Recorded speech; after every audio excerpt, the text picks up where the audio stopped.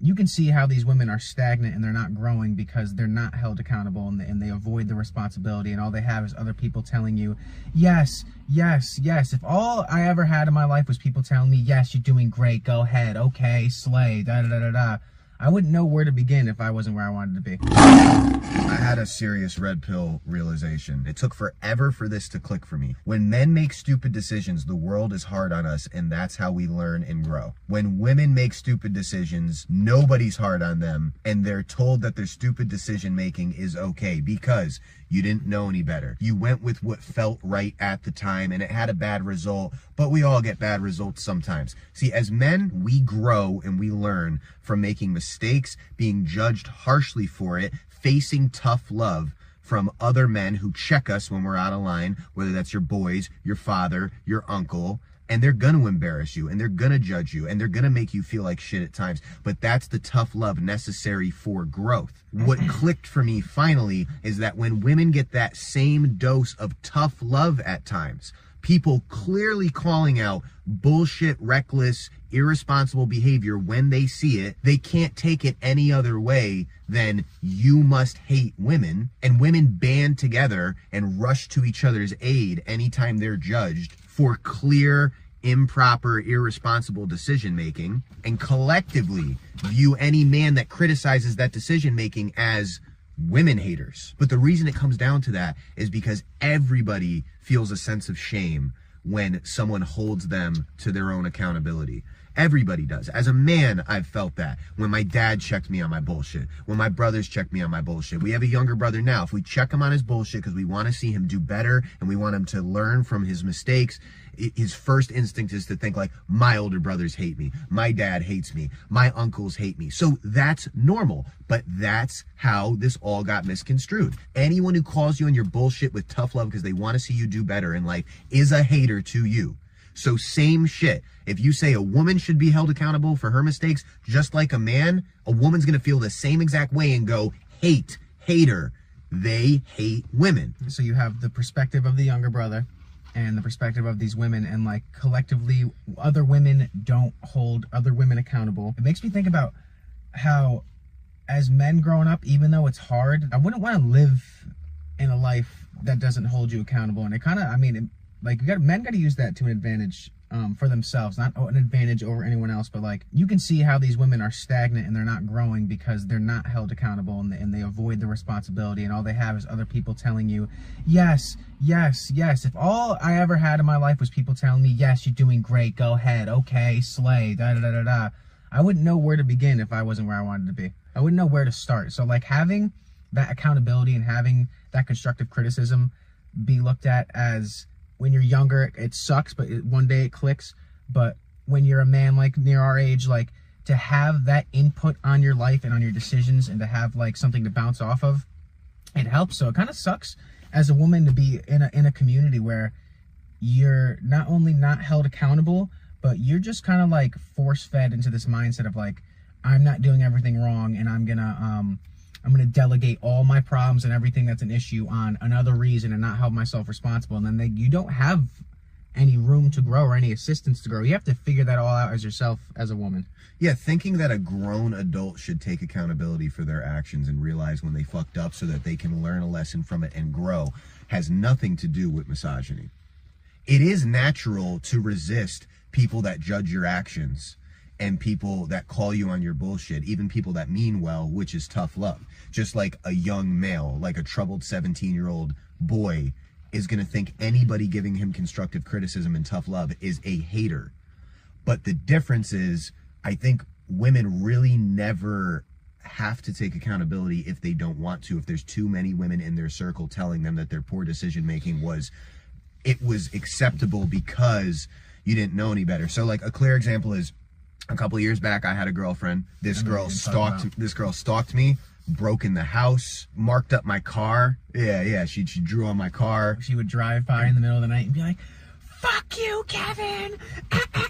We were like, dude, what the fuck is wrong with you? Yeah, there was a lot of crazy antics that went on. We were fighting in front of the house, like waking the whole neighborhood up. And so as a dude, I already know not to even try this bullshit with the family when the family's like, what the fuck? Which my brothers were breaking my balls. My dad was breaking my balls. My boys were breaking my balls. What are you doing? Why would you pick a girl like this? I already know to say, well, let me start off by saying this was my fault. I'm an idiot. I met her at the club. I knew she was trash. I chose her because she was hot and the sex was fantastic. And now I am reaping the benefits of those decisions.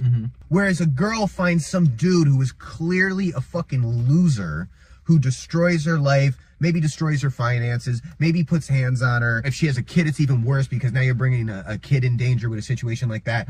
And I don't think they're, on the reverse end, are enough moms, sisters, female friends that are like, you're a fucking idiot.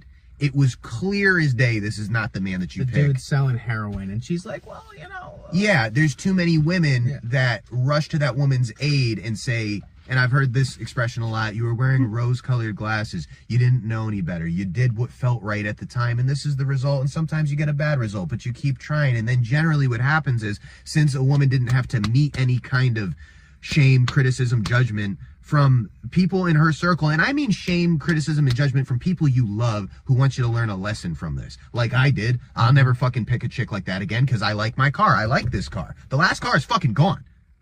It's fucked up because of decisions I made picking the wrong girl. So that on top of the family breaking my balls, that like, you just know. It's like, you know when you fucked up, it's reinforced to you. But since it's not reinforced to girls, they're told, hey, it's okay, you tried, try again next time.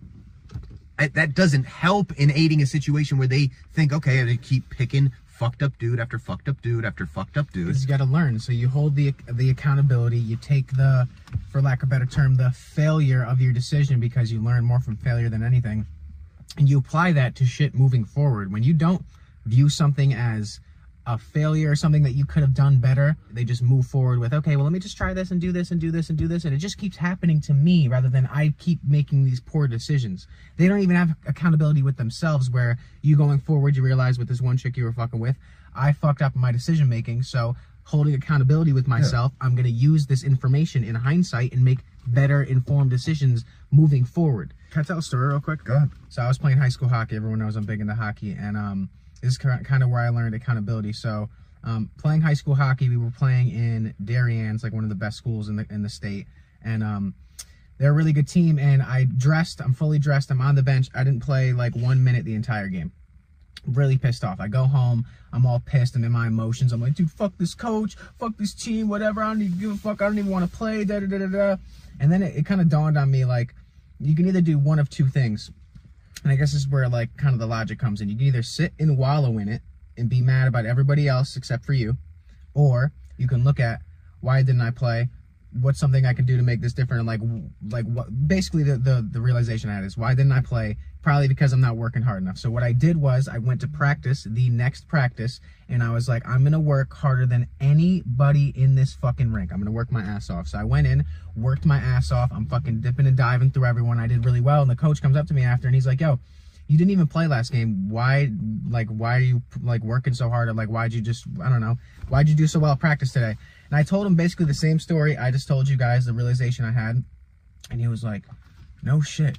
He's like, would you mind if I tell the team that? He literally went in the locker room and told the team the whole story. And next game I played and I did well. And it was just holding myself accountable instead of blaming it on other people. Whereas if you're a girl on a sports team, your whole team might be like, well, whatever, the coach is an asshole. You don't got to listen to him. Don't worry about it. Just do you, slay. Like, you gotta work. And when shit doesn't go your way and you don't hold yourself accountable and you just want to blame it on everyone else, you do not grow at all. Unfortunately, it is a gentle dance, because, you know, I try to be the best older brother that I could be to Mark, and I've tried to be the best older cousin I could be to our younger cousins, and I often seek advice on the best ways to handle that, which is why I could never be a father, because I feel like I've already been one. But unfortunately, it is a little bit of a gentle dance, because sometimes if you're too hard, it doesn't sink in, and you're only forever the hater. So you try to do this like gentle dance of like, I don't hate you, but I want to see you grow. But in order to see you grow, there needs to be some pressure applied. If you don't accept accountability for your shit, if you don't learn your lesson, sometimes if I don't let you crash, you'll never learn. And BOA's got a great idea about this. He says, like, when you love somebody, you got to let them crash to learn from their mistakes. Just don't let them crash and burn. Yeah. That's a good one, because it's not saying fuck you altogether. It's saying, I gotta let you do you and fuck up on your own so you can learn from it. I'm not gonna fully let you crash and burn. I'm not gonna let you wind up fucking on the street living under a fucking bridge, but I'm gonna let you make your own decisions and face the result of those, or face the consequences of those decisions. But it's just so goddamn different for women, because I know that in many cases, and like we both dated girls like this, where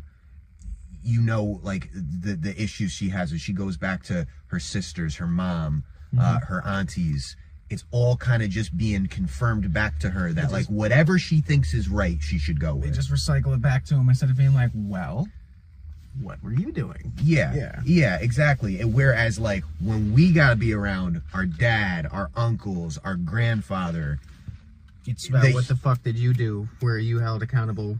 Yeah, the heat is on. And if you want to associate that with hate, you're at a serious disadvantage. And any woman who can hold herself accountable for her decision making is at a real advantage at this stage in the game of where we're at in society right now. If you can honestly check yourself and say, this poor relationship, was it really all his fault? Or did I choose the right man to begin with? Instead of saying, I missed the red flags, can you be honest about the fact that this motherfucker might as well have been waving a giant red flag in your face, but he was exciting and sexy and piqued the part of your brain that has an affection for chaos, so you went with it, even though a year and a half later your whole life is fucked up because of this dude? Now, it's still his fault for fucking up your life, but you never needed to find that dude to begin with. Just like the girl that fucked up my life, yeah, it's her fault that she's an asshole, but it's not her fault that she wound up with me because I made that decision to pull her into my life. You can really only grow from being able to hold yourself to a better standard after you've made these mistakes. So it is no benefit to a woman to have a group of women that rush to her aid every time she fucks something up for herself, to have society confirming to her that everything's all good, just go with what feels right to you. And if it has a completely fucked result, you're all good. And especially if you're a woman with kids, you don't even have as much room to fuck up as you think you do, because you're putting another person at risk. This is just something I was thinking about. I think it's a perfect way to put it in perspective, and these are just things to think about.